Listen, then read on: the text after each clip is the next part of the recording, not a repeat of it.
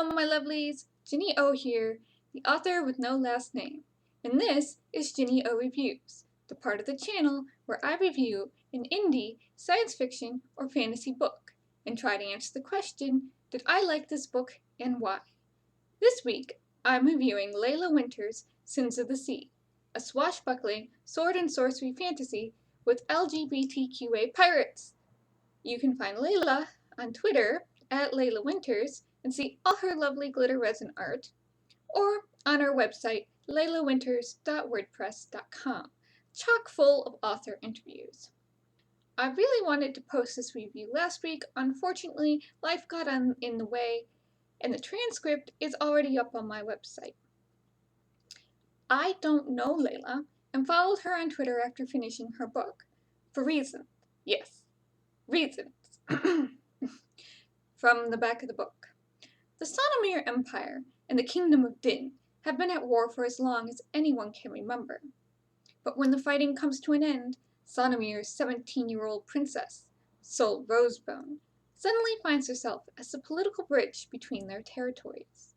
Betrothed to an enemy prince known to kill men for sport, Sol flees from her home with nothing more than a direwolf trained to protect her, and magic she can't control. When the irresistibly charming and only slightly arrogant Finn Cardinal rescues her from a man intending to sell her as a slave, Sol is whisked away onto a pirate ship known as the Refuge. Finn's ragtag crew of runaway teens welcomes her with open arms, but only because Sol's keeping secrets. She doesn't tell them about her magic, and she certainly doesn't tell them she's a princess. But as the captain of the Refuge, Finn's keeping secrets of his own. All he's ever wanted was to sail the Emerald Sea and search for the legendary Dragon's Heart, the rumored source of all magic. In a race to find the heart before Sol's wretched betrothed, who plans to use its power to eradicate Sonomir from existence, Finn drags Sol along to aid in his hunt for the treasure.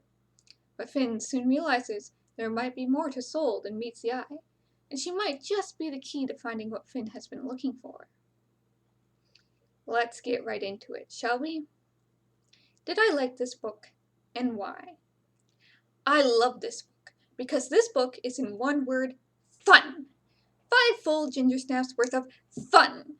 Fun, as in I didn't want to take my eyes away from the page at points, as I scrambled to put together all the clues that Laila was giving us about her roguish bisexual pirate captain, and the learning to be plucky princess in the middle of this found family of pirates.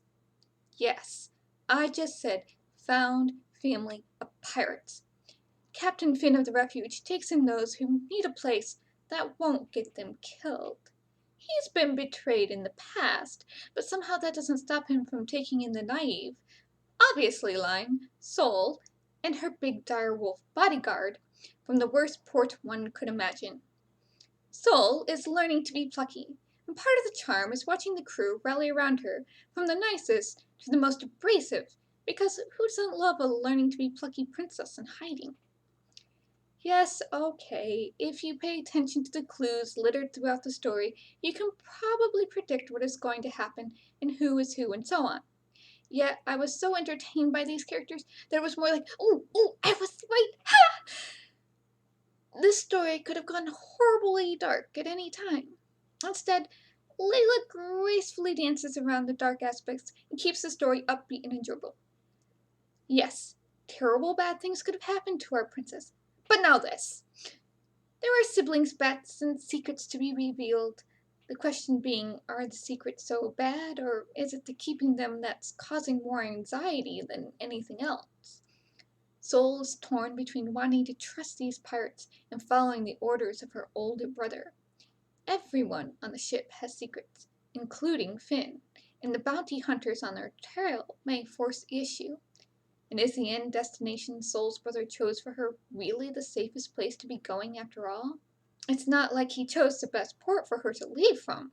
I'm questioning his judgment despite the desperate measures.